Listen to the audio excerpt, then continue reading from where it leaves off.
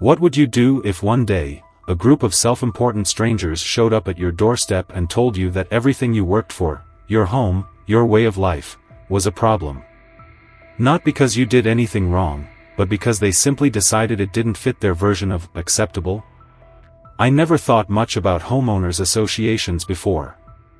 I had heard stories, sure, tales of overzealous board members who fined people for the wrong shade of mailbox or banned front yard decorations that weren't on an approved list. But that was the kind of nonsense that happened in suburban neighborhoods, not out in the countryside, and certainly not to people like me. I wasn't looking for trouble. All I wanted was a simple life, a quiet stretch of land where I could raise a few animals, breathe in the crisp morning air, and finally live on my own terms. That's why I bought this farm, a modest place on the edge of town, surrounded by open fields and thick trees. It wasn't much, just a small white farmhouse, a red barn that needed a little work, and a few acres of pasture. But to me, it was perfect. The first few months were everything I had dreamed of. I spent my days tending to my animals, 2 goats who acted like mischievous toddlers, a handful of chickens who kept me in fresh eggs, and a pig that had more personality than half the people I'd met in my life. Every morning, I woke up to the sound of roosters crowing and the smell of dew on the grass. Every night, I fell asleep knowing that, for the first time in years, I was exactly where I was meant to be. Then, the letters started. At first, they were easy to ignore. Little notes slipped into my mailbox with complaints about farm odors and unnecessary noise. I figured it was just one cranky neighbor who didn't understand what living near a farm actually meant. But the notes kept coming, each one a little more forceful than the last.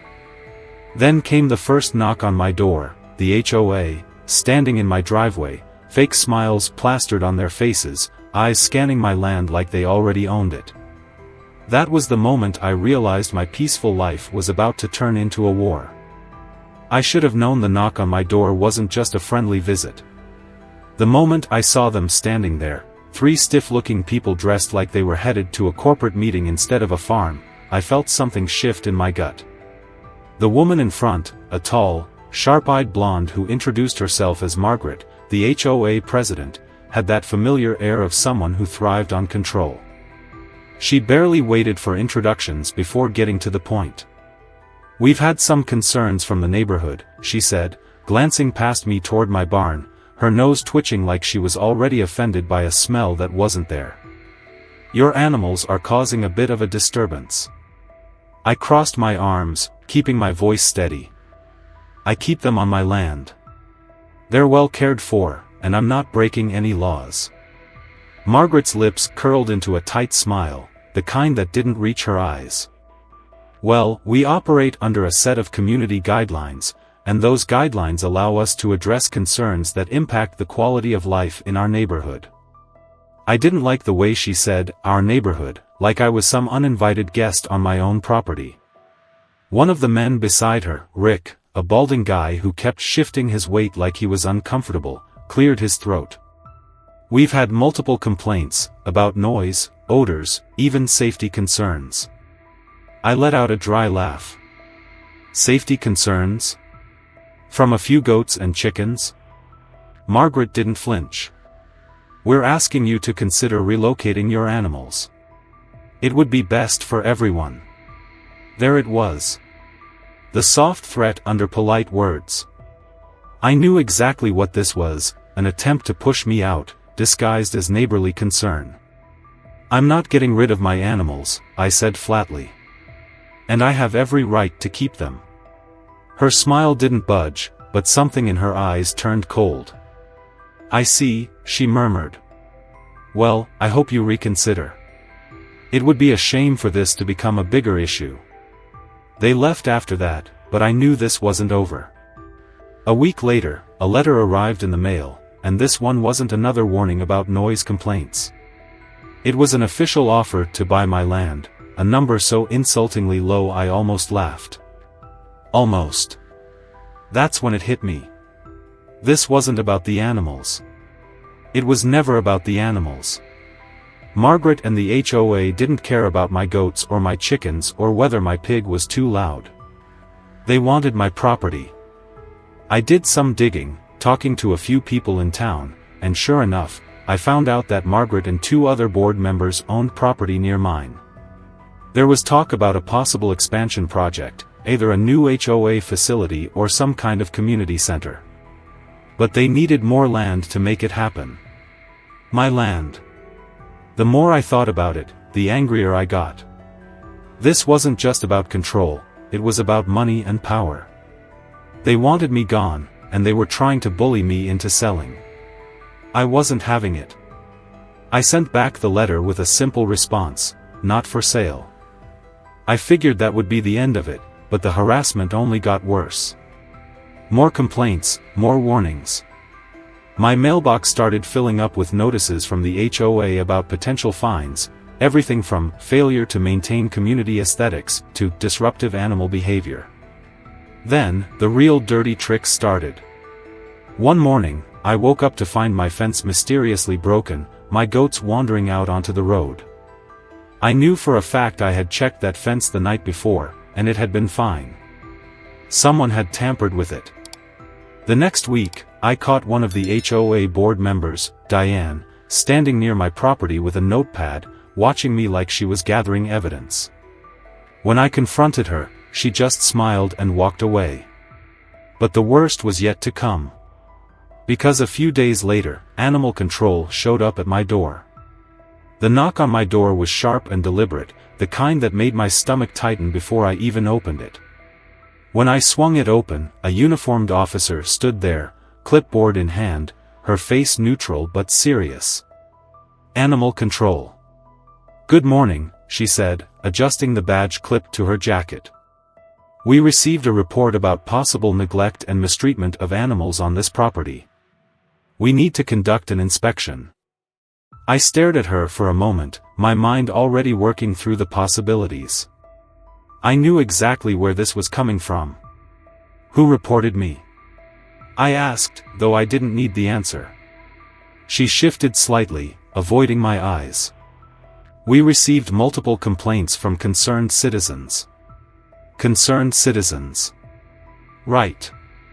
The same people who had been sending anonymous letters to my mailbox and breaking my fence in the middle of the night. The same people who had been trying to force me off my own land. I forced myself to take a breath. I wasn't going to lose my temper, not yet. "You can look around," I said, stepping aside. "But I can promise you right now, my animals are well cared for."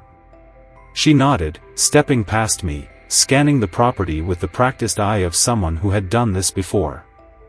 I led her to the barn first, where my goats lounged in the shade, chewing lazily on fresh hay.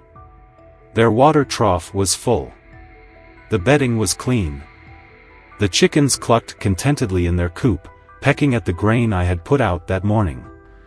My pig, Winston, lay sprawled in his pen, fat and happy, a bucket of fresh scraps beside him. The officer took notes, checking off boxes on her clipboard, occasionally glancing up at me. "They look fine," she admitted. "Everything seems to be in order." But just when I thought this was over, she pulled something out of her folder, a stack of printed photos. She flipped through them slowly, showing me images of sickly, malnourished animals, goats with ribs sticking out, chickens missing feathers, a pig lying in the mud looking half dead. "These photos were included in the complaint," she said, watching me carefully. I felt a wave of cold rage wash over me. "Those aren't my animals." She hesitated. "You're sure?" I laughed bitterly. "Of course I'm sure. That's not my barn. That's not my fencing. I've never seen these animals in my life." She glanced back down at the photos, flipping through them again, her brows knitting together. I could tell she wasn't fully convinced, but something about this wasn't sitting right with her either. "Look," I said, keeping my voice calm. "I don't know who gave you those, but I can prove they're fake. I have vet records for all my animals. Every one of them is documented, vaccinated, and well-fed. I also have security cameras around my property.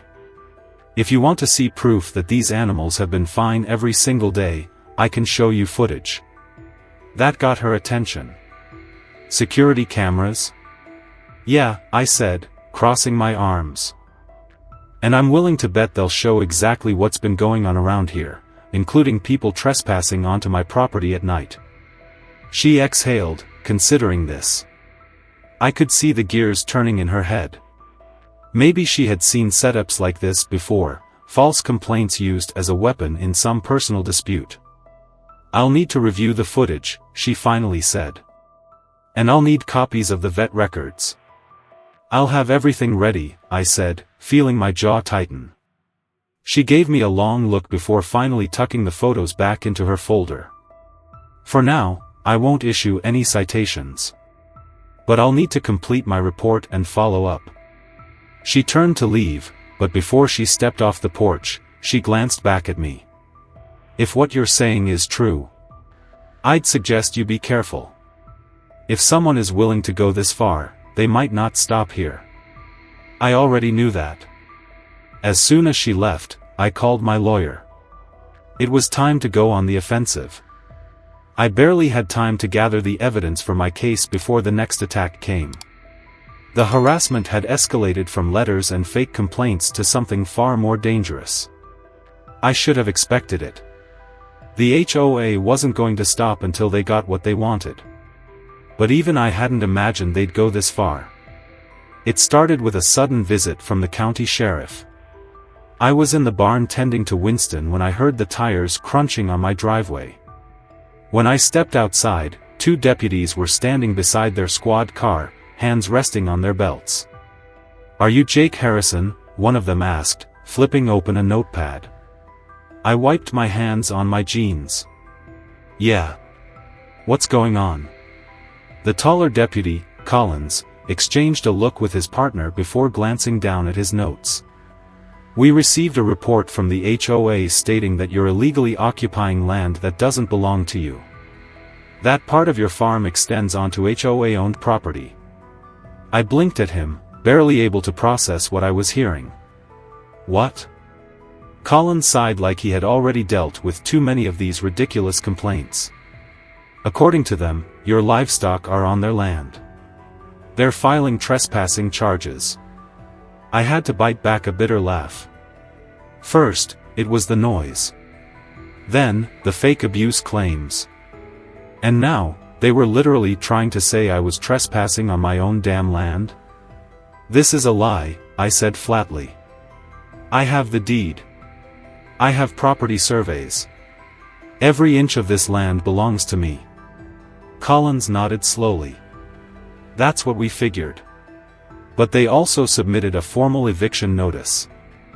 I felt my hands clench into fists. "Eviction notice? I own this place." The second deputy, a younger guy, looked uncomfortable. "They're arguing there was a clerical error in property lines when the HOA was established. They're trying to claim that a section of your farm falls under their jurisdiction." I knew exactly what was happening. The fake complaints hadn't worked. The animal abuse lie hadn't worked. Now, they were going after the land itself. They were trying to weaponize bureaucracy to force me out. I took a slow breath, forcing myself to stay calm. "I have all my property records. I'll fight this." Collins nodded. "Good. Because they also filed for an emergency injunction." My stomach dropped. That was serious. An injunction meant that, while the legal battle was ongoing, I could be forcibly removed from any disputed part of my land. It was a loophole, one the HOA was abusing to try and get me off my property before I even had a chance to fight. "I'll get my lawyer," I said through gritted teeth. Collins hesitated, then gave me a small nod. "Yeah. I'd do that if I were you." As soon as they left, I called my lawyer, Mike Dawson, and laid it all out. "They're getting desperate," Mike said, his voice clipped with frustration. "They know they can't win a straight legal battle, so they're throwing everything they have at you. This injunction, if it gets approved, you could be looking at immediate removal orders for part of your farm. It'll buy them time to push their lawsuit forward. So what do we do? I asked, pacing the porch. We fight it, he said. But we also need to be proactive. We can't just react to every stunt they pull, we need to go after them for harassment and fraudulent claims. That was the moment I realized I'd had enough. Up until now, I'd been playing defense, pushing back every time they attacked. But that wasn't enough anymore. They weren't going to stop unless I made them stop. I want to go after them, I said. Not just fight the injunction, I want to expose them. Mike chuckled. Now you're thinking like a winner. I'll start gathering the paperwork. In the meantime, get all your evidence ready. And Jake, be careful. They're playing dirty. I already knew that. By the time I hung up, my anger had crystallized into something sharper. They wanted a war. They were about to get one. The courtroom was packed. I could feel the weight of every set of eyes on me as I took my seat beside my lawyer, Mike. Across the room, Margaret sat stiffly at the HOA's table, flanked by their attorney, a smug-looking man who clearly believed this was already in the bag. They had thrown every trick in the book at me, convinced I would fold under the pressure. But they had underestimated one thing. I wasn't backing down. The judge wasted no time getting to the heart of the matter. The HOA's lawyer launched into a dramatic speech about how my farm was a disruption to the neighborhood, how my animals had caused significant distress to homeowners, and, most absurdly, how I had been trespassing on their land. I kept my expression neutral, but inside, I was seething. Every word was a carefully constructed lie, meant to paint me as the villain. Then it was our turn. Mike stood up, calm and collected, and methodically tore their case apart. First, he presented property records, documents proving that every inch of my land was legally mine, exposing the HOA's bogus land claim as a blatant fabrication. Then, he brought out the real zoning laws, which made it crystal clear that I was within my rights to keep my animals. The real blow came when we presented evidence of their harassment. I had kept every letter, every fine, every ridiculous complaint. We had testimonies from neighbors who admitted they had been pressured into signing complaints against me. And then, we dropped the final piece, the fake animal abuse photos. Your Honor, Mike said, laying the evidence on the table, not only are these images fraudulent, but we have proof that they were submitted by a member of the HOA board. The silence in the courtroom was deafening. Margaret's face paled as the judge flipped through the files. Her lawyer fidgeted, clearly realizing that they had lost. When the judge spoke, the ruling was swift and final. The HOA had no legal grounds to remove my animals. The trespassing claim was dismissed as fraudulent. The HOA was issued a formal warning for abuse of power. It was over. Margaret refused to meet my eyes as she left the courtroom, her face locked in a tight, furious expression. Not long after, I heard she had been forced off the HOA board. The complaints stopped. The letters stopped. The war was finally over, and my farm, my home, was mine again. As I stood by my barn that evening, watching my animals roam freely, I realized this was never just about me. It was about standing up to people who think they can control others just because they hold a little bit of power. Because once you let them push you around, where does it stop? Have you ever felt powerless against HOA, or Karen, rules? Share your experiences below, let's see who had it worse.